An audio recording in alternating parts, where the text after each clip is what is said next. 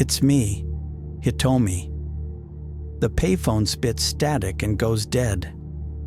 For a long second, the Masuyama living room is so quiet, the wall clock seems to thunder. Their eldest daughter has been gone for 344 days, yet the voice on the line sounds near enough to whisper across the hallway. Police cars fan through the frosty neighborhood. They locate the booth, a tin box on a windswept corner, 800 meters from the house. The handset is slick with condensation, wiped clean by the night air or by gloved hands. The CCTV that should cover the junction is dark. Routine maintenance, the officer mutters. Nothing sinister. And another chance at truth slips away. Hitomi Masuyama was 21, small-town bright and quick to laugh.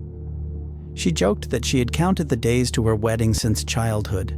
Now, only 3 weeks remained. On Saturday, 19th February 1994, a Pacific storm rolled gray over the Fukushima coastline while she finished her final shift as receptionist in a dental clinic overlooking the sea. At 1:10 in the afternoon, she placed the last patient file back in its drawer. Her co-workers surprised her with pink carnations wrapped in white tissue and a paper crane folded to "Bring lifelong smiles."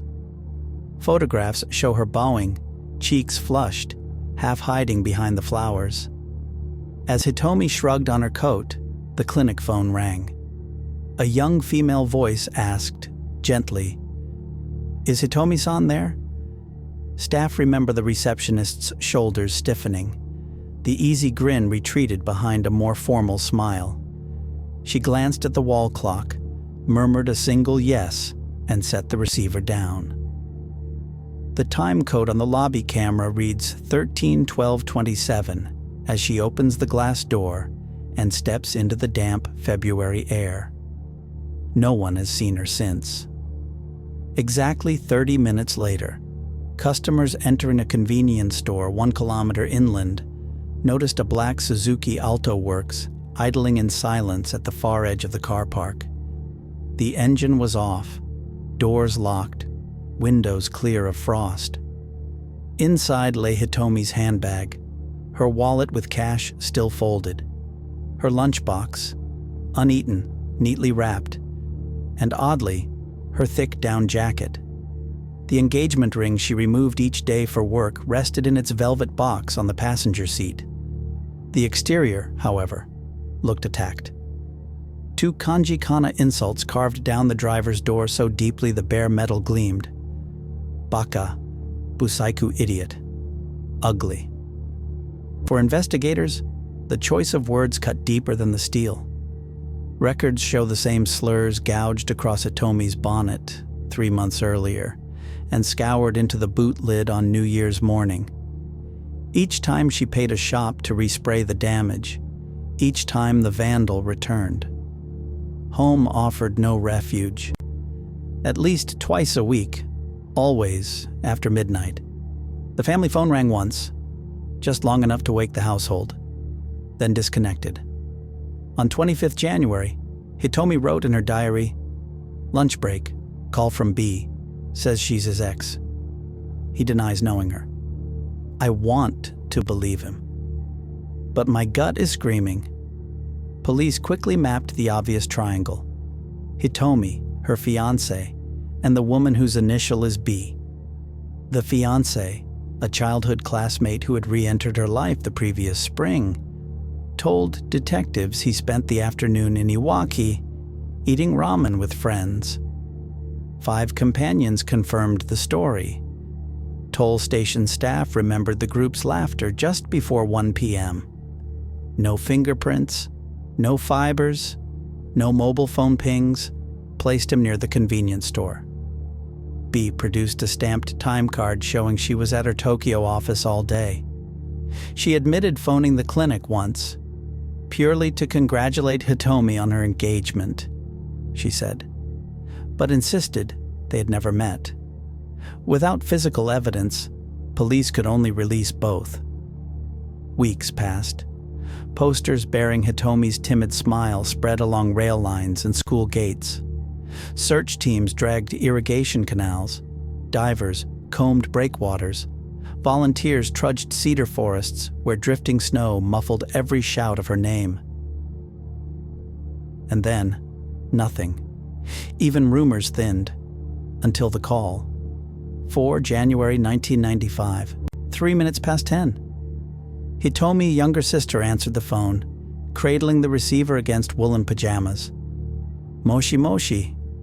The standard hello. The line hissed. It's me, your big sister. A hoarse whisper, as if the speaker's throat was raw from cold or tears. The girl gasped. Zichian? Is it really? Click. Officers tracking the call arrived at the booth 8 minutes later. Fresh snow preserved only their own footprints. Press photographers captured the image that would appear on every evening broadcast. A lonely phone box under sodium lights, handset dangling, receiver cord swaying in the wind like a metronome measuring collective dread. Hitomi's mother swore the voice belonged to a woman in her 50s. Her sister argued the tone felt right, just strained, weary, older by trauma. The uncertainty wedged the family into separate, sleepless corners of the same house. The investigation drifted through the rest of the 90s.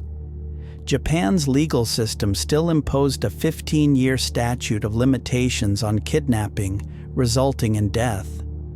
Calendar pages felt like a countdown to oblivion. Then, in 2010, a series of high-profile cold cases pushed lawmakers to abolish that limit for crimes carrying the death penalty. Fukushima Prefecture launched a dedicated cold case unit, and Hitomi's file, 3 boxes of fading forms and oxidized negatives, returned to a metal desk under fluorescent glare. Technology had caught up with hope.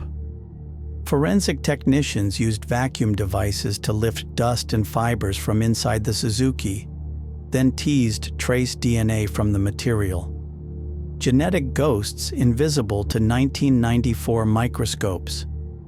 The profile entered national and later international databases. Analysts now run quarterly checks.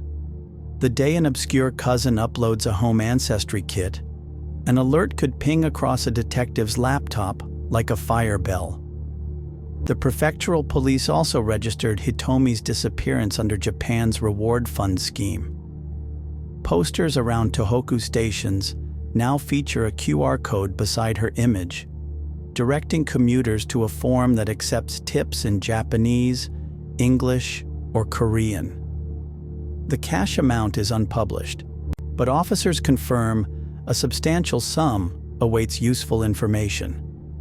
For the Masuyamas, life rewound to a single frozen frame. Their seaside home survived the 2011 earthquake and tsunami. Though briefly evacuated, they returned to repair cracked walls and restore their daughter's room exactly as she left it. On the desk, a bridal magazine lies open to a page titled 3 Weeks to the Perfect Ceremony. The carnations from her colleagues, once pink, now resemble parchment. Every 19th February, her parents lay a fresh ribbon alongside the bouquet, a quiet reminder that hope, like grief, can petrify without dying. 3 theories dominate late-night discussions among online sleuths and retired officers. First, the fiancé hypothesis. Jealous impulse, unwanted engagement, or family pressure. The motives vary. Supporters note his rapid withdrawal from media and his unwillingness to speak today. Detractors counter. No forensic link, solid alibi, no financial gain. Second, the female stalker theory. Phone voice matches Hitomi's description. Graffiti language suggests intimate hostility. Diary entry names B. Skeptics point to time card stamps and lack of witness sightings near the lot. Third, the unknown abductor. In the early 90s, several women vanished from rural roadsides. 2 other victims had vehicles defaced with misogynistic slurs. Yet none of those crimes occurred within 100 kilometers, and no pattern explains the personal phone calls to Hitomi.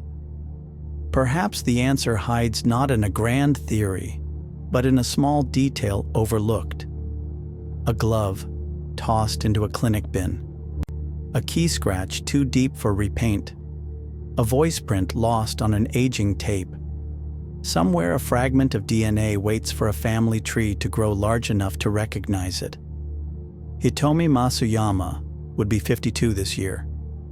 In the minds of her parents, she remains 21, smoothing the satin folds of an untouched wedding dress. Somewhere, a phone may ring again, and someone, voice lined by years, might whisper, "It's me, Hitomi." Until that moment, the 30-minute blackout between a clinic doorway and a convenience store car park guards its secret against time, tide, and every flashlight beam that has ever tried to break its night.